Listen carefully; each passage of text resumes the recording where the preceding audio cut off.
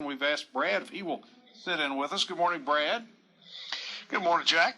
And we asked Dr. Kevin Kavanagh to come back with us for the early part of the program. Dr. Kavanagh, good morning to you, sir. Good morning, sir. I think we're kind of well represented politically here this morning. I'm an independent, and I don't like either candidate for president. Brad, you're a conservative, and you like the president. I'm not. I like him better than the other guy. Yeah. Well, I'm scared of both of them, to be honest with you. But and Dr. Kavanagh, you're just kind of a science guy, right? I don't think you're too political either direction, right? Well, I've tried to reform and stay out of it. Yes, I try to just look at the science of things. Yeah. Well, we talked this morning, and I wanted to get you back to clarify a couple things, and I also wanted to get you back to answer a couple of texts that we have that I don't feel like I'm qualified to answer. And Brad, you're up, so you jump in here at any moment. This came in at 6:26 this morning on our Auto Tech Service text line, which, by the way, is 253-5959. That's also our phone line if you would like to get on the air with us. And we have Joe on hold there. We'll get to you in a moment, Joe. A couple questions here. One, again, the one early this morning says the CDC miscounted COVID cases, counting flu and other cases as COVID, and changed from 90K to 11K. Do you know anything about that? Well, this gets into the issue of co-infections, whether or not you have a comorbidity. It gets very complicated with a virus that affects every organ of the body to look at causality. And this is one of the things that was discussed at our conference last week, which is why eventually, and we're already seeing this being done now in the United States, you'll be looking at excess mortality. In other words, what's the expected deaths in the United States during this period of time, and what are the deaths which we are observing? And so it is very, very much in an area of excess deaths. I mean, we have reports of makeshift morgues being set up in Florida, Arizona, and Texas. And so it's getting a scary situation if we don't get this under control. All right, here's the other one that came in a moment ago. This is from Jim, and it's an interesting question that I would love to hear your response to. Last year, 1.7 million people were diagnosed with cancer. Over 600,000 died. I wish it had a 99.7% recovery rate of COVID-19. Oh my gosh. Well, I mean, it's true. There are other illnesses which cause death. It doesn't mean that we need to keep adding it on top of cancer and on top of everything else. But in some age groups, this is becoming a significant cause of death. Is it the number one cause of death in all age groups? No. So the caller is right, but it still doesn't mean we can't be very concerned about it. And remember, as we've brought new treatments online, the death rate will drop. And what we're into now is those people that survive and survive the ICU look like they're having chronic healthcare problems, which is creating another large problem, maybe even larger economically and have a larger economic impact than the deaths. We may be looking at chronic sequela from those who've been severely sick. So this is a serious virus that we need to take seriously. And in the fall, when this is added with the flu, we're going to see the death rates rise because you can get the two the same. You can argue forever on which one actually caused the death. It doesn't matter. You get both of them, your chances of dying are going to be greater, and we're very scared we'll see death rates increase even further. Brad, what do you think? There's so many questions because, especially with numbers, I know the way numbers are being reported and those things, that it's confusing for people. Yeah, it really is because you look at situations that they had in Florida where they had they were only reporting the positive cases. And they weren't reporting how many were, came back negative. So it looked like their positivity rate was almost 100% in some places. And, and we know that wasn't right. But, when the numbers get jumbled and everybody's reporting them in a different way, and we've had some mixed messaging from various folks in the medical community, obviously from outside that as well, that it's just, the whole thing is just confusing. Well, yes, there's no doubt about that. There's been mixed messaging, there's been lack of standardization, lack of leadership, and that's one of the reasons why you can't have a disjointed healthcare system and everybody does their own thing because one size doesn't fit all. That's not the case. You need standardized case definitions, you need a national reporting system, but that doesn't negate the fact that we're seeing healthcare systems being overrun, hospitalizations and ICUs going out the roof.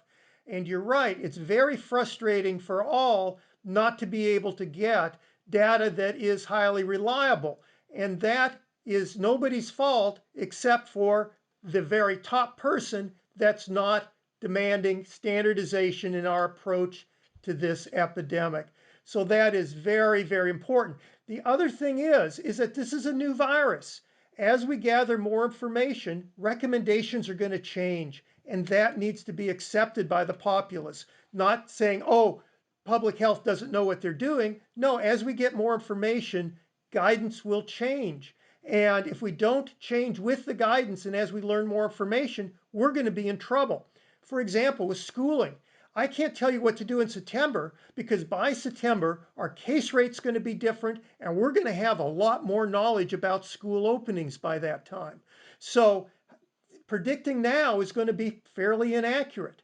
So we need to be flexible with these things, and we do need to respect this virus because everything I'm seeing and everybody I talk to is not giving me a very hopeful outlook unless we change our behavior. All right, let's go to the phones. Laura, good morning. Thanks for calling. Good morning, Jack. Good morning, Doctor.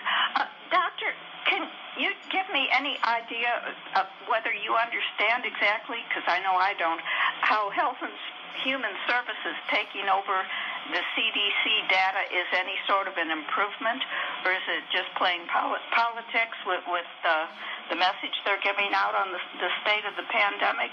Is there any way that the healthcare people can level out those figures so that they have, in other words, figures from last month and next month that will connect in any sensible way? Good question, Laura. Thanks. Yeah, that is a very good question. And there are a number of factors here. First, a lot of people, including our group, have been encouraging better data tracking by the CDC for years. And there have been problems with the CDC data tracking. I have, for example, heard that there's been a delay on getting the number of people hospitalized per age to the federal government. And there have been some frustrations there. So getting a standardized national reporting system is a very good thing. The question is, do you want to change your horse in the middle of the race? That's problematic. And whether or not it would be better to fix the CDC than put it over in a different system. And would that different system still have the same transparency and access to the data as the CDC had? So there are many unanswered questions. There were problems with the CDC and with the data tracking.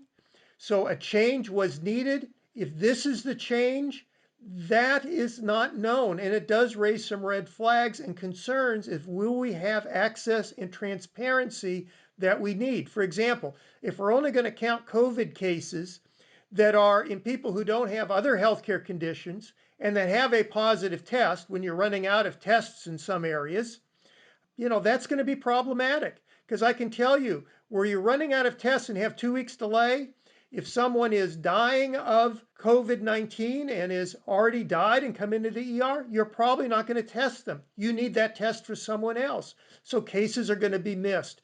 So there's a lot of problems on what a case definition is and whether or not this is going to be transparent. So I will say that we need to have a change, but this type of change may be problematic and is causing some concern. All right, Randy, on our auto tech service text line 253-5959, can you ask your guest if a person that has tested positive and then every follow-up test that he is still positive, is it counted as another positive? In other words, if you were tested positive for 3 times, does that count as three different people in essence? I guess is what he's saying. Well, it shouldn't be. They should be taking out duplicate tests. And I know that our governor has stated that they take out duplicate tests. Now, what goes on in other states, I can't tell you that. You've got 50 different states doing 50 different things. Again, That's one of the problems of not having a national strategy, and how let all the states do things differently and one size doesn't fit all. That type of argument just doesn't work. But in Kentucky, if you listen to the governor, I know he states that they take out duplicates. So I would assume that would be, counted as one. Yeah, Brad? I was, I had the same thought that Randy had. And I, like I said, I'm assuming that that's the way. Now, the idea of, a national collection point for this data, I don't think that's a bad thing. I think, but because it's not one size fits all, I think that's why the states have kind of been allowed to do their own thing to some degree, because most of the states, as soon as the federal government steps in and says, we're going to take over, we're going to give you the direction on how to do this, there's going to be some pushback, from the states. So I think we're kind of because of the way our landscape is right now, politically especially, but because of that, I think you get it makes that all the more problematic to have the federal government go, okay, now we're taking over. All right, let's go back to the phones, and then we'll take a break. Mary, good morning. Good morning. It seems like a lot of the problem with getting people to wear masks and social distancing is that people don't realize how terrible this disease can be. And our own wonderful governor shows people coming out of the hospital that are better. But I'm thinking that we should be showing how awful it is and showing people that are sick and going through all of the things like this. What do you think of that? Well, my number one advice I would give everyone is I wish the statistics would quit being reported as recovered and instead put in survived, because the people that come out of the hospital are not truly recovered until they completely return to normal function activity. And more of these patients are talking about having very long-term sequelae. And there are a number of articles coming out on this. And so we still need to get more information. This is why we need to be cautious until we know exactly what we're dealing with this virus. Otto, thank you very much. I appreciate it, Mary. We have Brad Munson with us and also Dr. Kevin Kavanagh. By the way, Dr. Kavanagh is a retired physician, also founder and president of a wonderful organization called Health Watch USA. And Dr. Kavanagh, you had a big deal online last week. Tell us about that. Well, it was a conference which we put on, a webinar, which involved experts from around the world. Very notable infectious disease authorities from Singapore, Spain, and the Netherlands, along with the United States. I was on there. I won't put myself in that group. I'm just from Somerset. I don't know. And they are very enlightening as far as what's going on in the world. And it takes you out of the mindset of the politics in the United States to look at what's happening there, the advice which is given, and how the population is uniting together in their countries to fight this and follow public health advice. And we're not seeing that in the United States. We're seeing infighting and people going their different ways. To me, when I look at this virus, I look at it as an invading army, much like in World War II.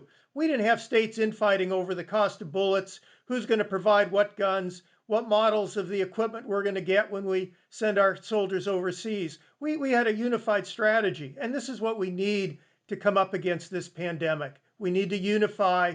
We need strong guidance from on top. All right, let's go back to calls. Carol, good morning. Yes, good morning. Jack, one of the things that I have thought about in all of this is, why do we never hear anything said about the hundreds and thousands of people who are still demonstrating and rioting in the big cities, and yet they go home to somebody. They go home to children, husbands, fathers, mothers, sisters, brothers, and they may be wearing a mask around their neck. How does this affect? The average Joe on the street is trying to do what the governor's asked, and there's very few that aren't wearing masks, but nothing is ever said about the many, many, many people who still must demonstrate every day, every night. And I can understand, but I just don't think it's any longer about poor Mr. Floyd, and everybody hates what happened. But isn't this doing something? This certainly could not help the not spreading of the coronavirus. Carol, I'd like to hear what Dr. Kavanagh has to say. We will give that to him right now, and I appreciate your call. It's a good point. What do you say, Doctor? Well, the virus doesn't care whether it's a political demonstration or a political rally, or whether it's a demonstration. It doesn't care. If you're close together, you're not wearing a mask, there's a potential for spread. Indoors is worse than outdoors. And yes, we do need to have messaging that all of this going on right now during a pandemic poses a very serious risk. And one of the problems we have is that the cause and effect isn't time linked to where if you do this, the next day something's going to happen. Remember, you've got a long incubation period of this virus, 1 to 2 weeks. After that, you can have 1 to 2 weeks before you're in the hospital and 1 to 2 weeks before a death will occur or before you're well enough to get out of the hospital. And again, that's not recovered, that's just survived. And so all of this needs to be messaged. This virus is apolitical. We're back with Dr. Kevin Kavanagh, Brad Munson, and yours truly, Jack Pattie. And Willie has been very, very patient with us. Thanks for holding, Willie. You're on the air. Hey, how you doing? Good. Hey, I'm one of those people that, your doctor or some people might be complaining about this, not all in on this coronavirus pandemic thing. Yeah. You know, if people could get honest information from officials, I've heard the case counts. If you get detected, or if you test positive and they retest you again, they consider that another case. I've heard that people who are contact traced who didn't have any kind of symptoms, if they are contacted or they've been in contact with somebody, they're considered a case. You have people who die in motorcycle accidents who are classified as COVID deaths. Anybody who has COVID that dies, they're considered a COVID death when they're not a COVID. They died and just happen to have COVID. You know, if we would get truthful info from our government, maybe you might have people like me that would be more in on the party. But I don't trust what I'm getting with the information I'm getting. All right. What do you? Well, look at other countries. Go to our website, healthconference.org, and listen to the experts from other countries if you don't trust those in the United States. And certainly what you brought up of comorbidities, that's a problem.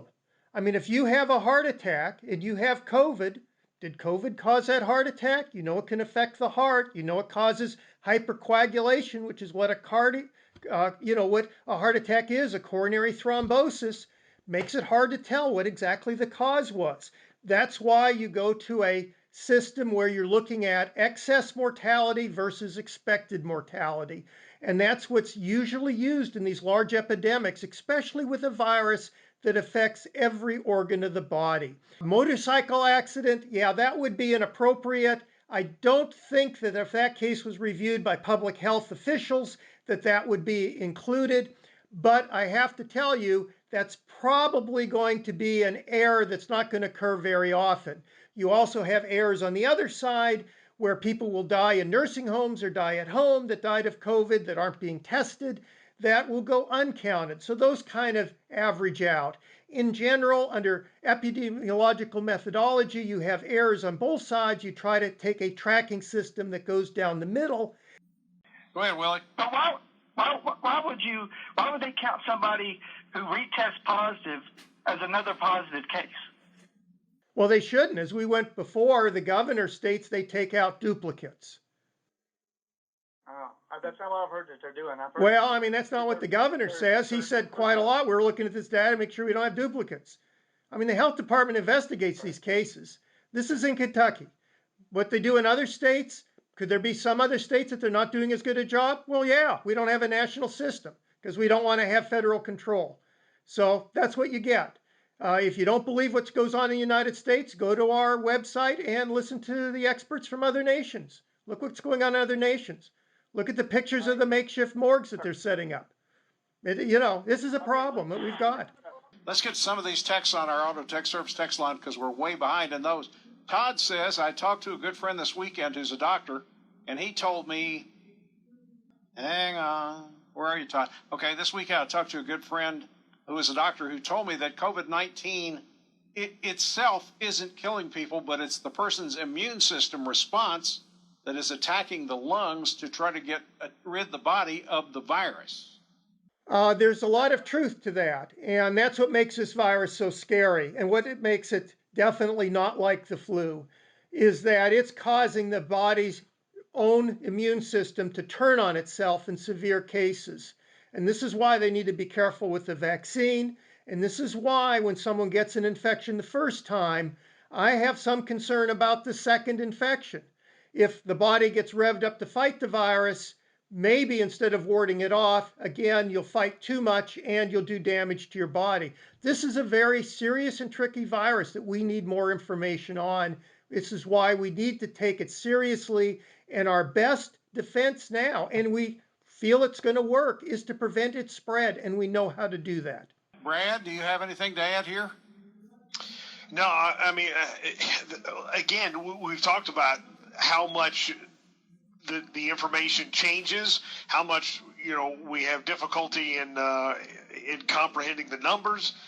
It's a situation where we're just kind of.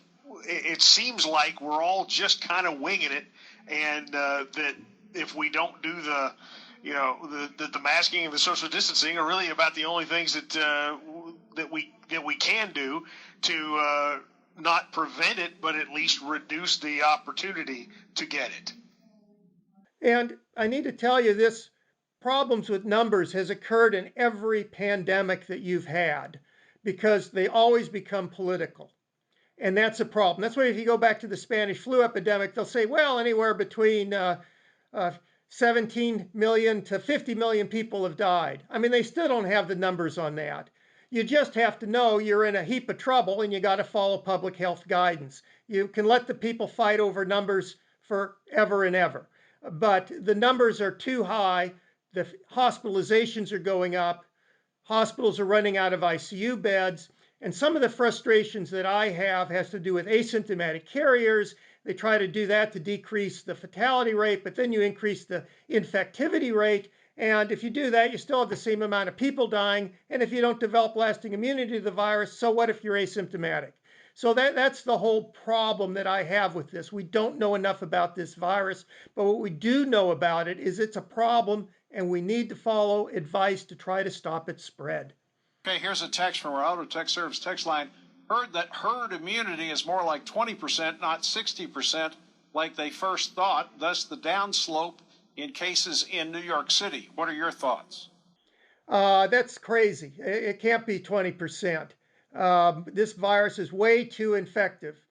If you get an unmitigated pandemic where herd immunity has to do just with the characteristics of the virus, you're looking at over 70% of the population would have to be immune.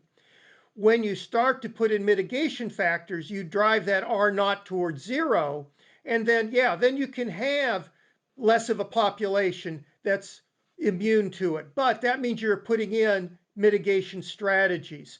So herd immunity, in other words, letting that virus spread through the community, probably won't work. Even Tom Hanks, I saw on the news last night, was talking about how his antibody levels were dropping.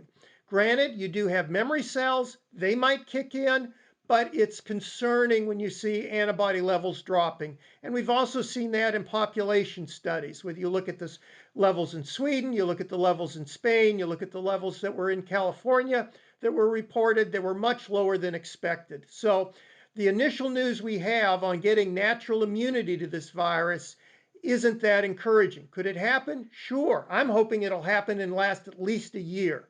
That's what most coronaviruses do. But if you're asymptomatic, you probably aren't going to have as large of immune response as someone that has had severe symptoms. And in that group of individuals, I think are more susceptible to reinfection. And here's a question that keeps coming up and is going to keep coming up and keep coming up. Let me ask you. It's from Dan on our Auto Tech Service text line, Doctor. If masks worked, in cases, wouldn't we be rising since people have been wearing masks for months? Well, if everybody was wearing a mask, that would be true, but I can tell you not enough people are currently wearing them, number one. Number two is a lot of the rising in cases are caused by clusters. In other words, those people that were having the parties are still having coronavirus parties. I've seen political rallies where hardly anybody's wearing masks. If you look at the demonstrations, the pictures that I've seen, a lot of people wear masks, but not everybody. So you're still going to be spreading the virus. You need to have a number of people wearing masks that's probably around 80 to 90%. At least that's in my opinion. And certainly anybody that holds a party where a lot of people aren't wearing masks is going to spread the virus. And so you really need to take this seriously and start wearing masks. And if you don't want to wear masks, really the only other choice we have on stopping this until we get a vaccine is closing down the economy. And no one wants to do that. So let's do this safely and wear a mask. What about a vaccine? A couple of different companies are getting pretty close, right? Yes, and I think it's very exciting. And I think that they will get a vaccine out towards the end of the year. I think when that happens, that the healthcare workers will get it first. I hope it's going to be very safe and efficacious. The initial results and reports that I've had is that some people do develop fever, and this may be enough to discourage some people from getting the vaccine, but you really do need to look at your risks. If you're out and about and likely to catch this virus, I think getting the vaccine probably is a good idea because its potential benefits outweigh its potential risks. But it is a new vaccine, so I'm going to hold back on my guidance until we see the results of the final trials. All right, here's a text that says ICU beds are plentiful. Why are there so few deaths now? Report that. All right, they're not plentiful in a lot of the different states. And many times you can get ICU beds, but you don't have the people to staff them. And that's the problem. Deaths, of course, will be dropping. We've got remdesivir, we've got serum, we know about anticoagulation. I would expect the death rates just from that to be dropping by 50%. But even with that, we're seeing death rates creeping up. There were a little above 500 deaths per day, and one day last week we peaked over 1,000. So they are creeping back up, and this is also affecting a younger population. I should add that the best metric to measure the type of epidemic we're in is hospitalization. So we need to see that data. And remember, if you survive, you don't die, but you've survived and left the hospital, that doesn't mean that you've recovered. Many of these patients are reporting long-term sequelae. And so this is a scary virus. We need to abide by public health advice. Before bipartisan negotiations even begin for another coronavirus relief bill, the White House administration is reportedly pushing to block billions of dollars from states to conduct testing. There's also an effort to block billions from the CDC, the Pentagon, and the State Department to address the pandemic. The Washington Post says the White House's move to block funding in any new coronavirus bill has angered some GOP senators who want to use $25 billion for states to conduct testing as cases spike throughout the United States. The White House is reportedly hoping to keep that the next stimulus bill at under $1 trillion, adding a payroll tax cut and another round of stimulus checks. Now, why would the White House seek to cut coronavirus funds as cases spike across the country? Yeah, I don't think that that's wise. It's not helpful. You need testing and you need contact tracing. They're also proposing cutting funds for contact tracing. Granted, if you rev up testing, you'll have for a couple of days increased cases because you're finding them, but you're also self-isolating these patients. You're doing contact tracing, and that'll drive the cases down. And as I said before, the best metric right now is hospitalizations, because that'll eliminate a lot of the problems of, whether or not you've got an ICU bed, what's an ICU bed, whether or not this is a new test, an old test, people getting multiple tests. I mean, you can get multiple tests when you're negative. Hospitalizations is the data we need, and that's the data that's hard to get. And from everything that I'm hearing and also seeing, the hospitalizations are going up, and this is what's very concerning.